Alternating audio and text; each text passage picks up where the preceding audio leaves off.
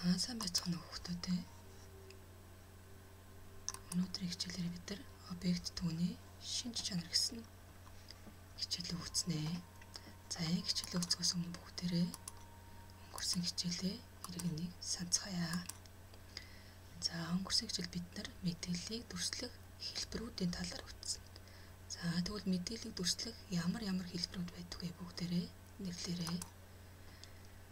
За бичвэр, тоо, зураг, дуу, хөдөлгөөн буюу видео гэсэн хэлбэрээр мэдээллийг дүрсэлдэг.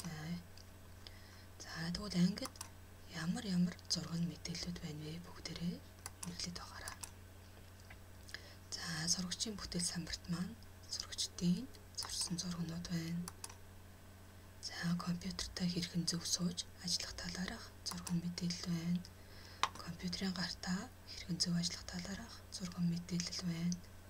Алжаал тайлах дасгалыг зураг хэлбэрээр үзүүлсэн байна. За тэгвэл хүүхдүүдээ ангид юу байна вэ бүгдээрээ нэрлээд дэвтэр дээрээ бичээрэй.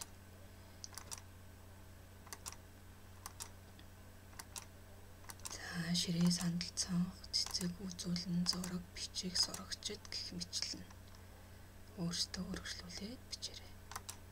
За тэгвэл гадаа юу байдаг вэ?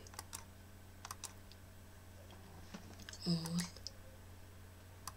ус, мод, машин, морь, салхи, цас, бороо гэх мэтлэнгээр. За тэгвэл гэрт юу байдаг вэ бүгдээрээ? Гэртээ байгаа зүйлээ бичээрэй. Телевиз, ор, сандал, ширээ гэх мэтлэн.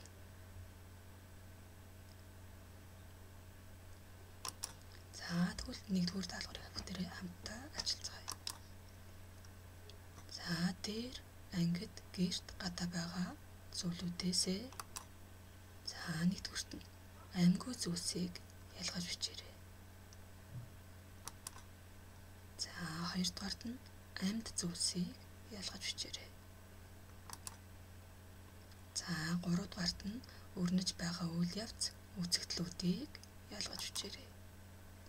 За дөрөвдүгээрт нь хүний ухамсарт үйл ажиллагааны үр дүнд бий болсон зүйлийг ялгаж бичээрэй.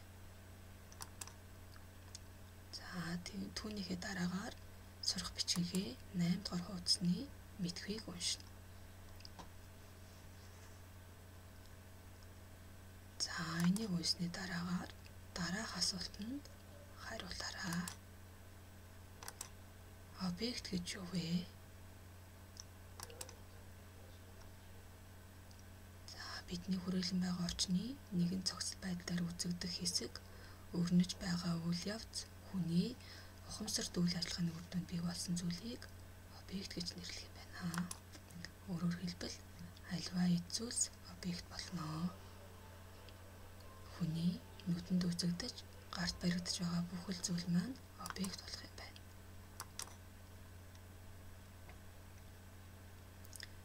За тэгвэл ямар объектууд гэдэг юм бэ?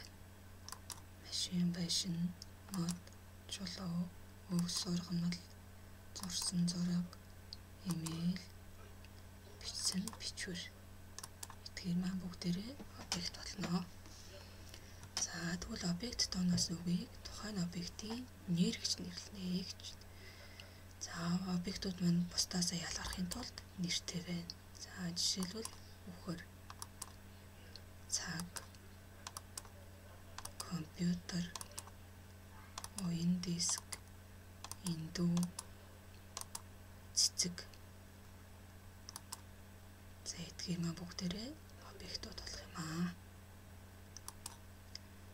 За тэгвэл бүгдээрээ дараах объектуудыг ажиглаарай.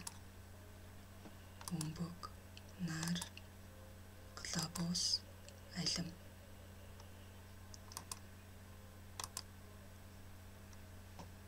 За эдгээр нь өөр объектууд боловч бүгдээрээ бөөрөнхий гэсэн шинж чанараараа адилхан байна. За тэгвэл дараах объектуудыг бас нэрлэж ажиглаарай. Ямар шинж чанартай вэ? Харуул, айраг, бяцлаг, арц, сүү. тэгвэл эдгээр маань бүгдээрээ цагаан эдээ гэсэн ерөнхий шинж чанартай юм байна. За дараах онцгийг дагаараа. Удаг биш байдлаа устаа, хонь биш байдлаа хорголдоо, мах биш байдлаа улаан, бөмбөг биш байдлаа бөөрөнхий. За энэ онцгонд ямар шинж чанарууд байна вэ?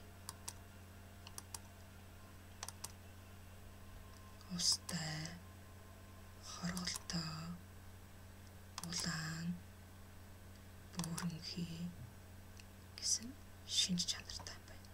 За тэгвэл энэ маань юу байж болох вэ? Тарус байсан. Тарус маань бөөрөнхий хэлбэртэй, дотроо хоргол шиг үртэй, улаан өнгөтэй, мөн усархаг шүүстэй байдаг.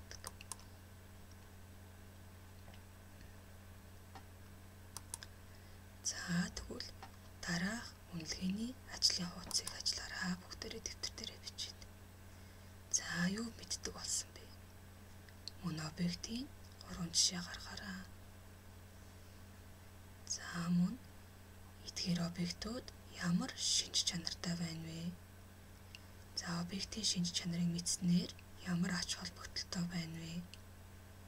За хосороо ажиллахад сонирхолтой байна уу, сонирхолгүй байна уу? За мөн багшид хичээлийн талаар хэлэх ямар нэгэн санал байна уу? За тэгээ бүгдээрээ гэртээ сурах бичгийн 8 дугаар хуудасны хэрэглэхүйн дасгал 3 4-ийг ажиллаж ирээрэй. Анхаарал хандуулсанд